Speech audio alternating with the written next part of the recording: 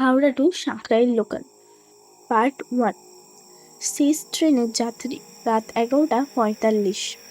হাওড়া স্টেশনের শেষ local, Howrah to Sankrail. বৃষ্টি ভেজে রাত, প্ল্যাটফর্ম প্রায় ফাঁকা। রাহুল অফিস থেকে দেরি করে ফিরছিল। শেষ ট্রেনটা মিস করলে সারা রাত স্টেশনে কাটাতে হবে।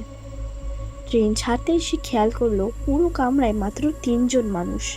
একজন বৃদ্ধ, একজন ঘুমন্ত মহিলা, আর জানালার পাশে বসে থাকা এক কালো শাড়ি পরা মেয়ে।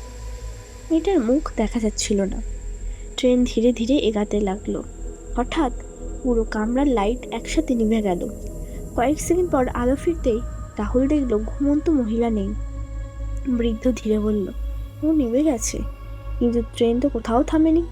রাহুলের বুক ধড়ফড় করতে লাগলো। সে মোবাইল বের করতেই নেটওয়ার্ক চলে গেল। ঠিক তখনই কালো শাড়ি পরা মেয়েটি ধীরে ধীরে মাথা তুলল। তার মুখ পুরো ফ্যাকাশে আর চোখ দুটো একদম সাদা। সে ফিসফিস করে বলল, সাঁকরাইল নামবে না? রাহুল ভয়ে উঠে দাঁড়ালো, কিন্তু হতাশ সে দেখল ট্রেনের সব দরজা ভিতর থেকে লক হয়ে গেছে, আর জানালার বাইরে কোনো স্টেশন নেই, শুধু অন্ধকার।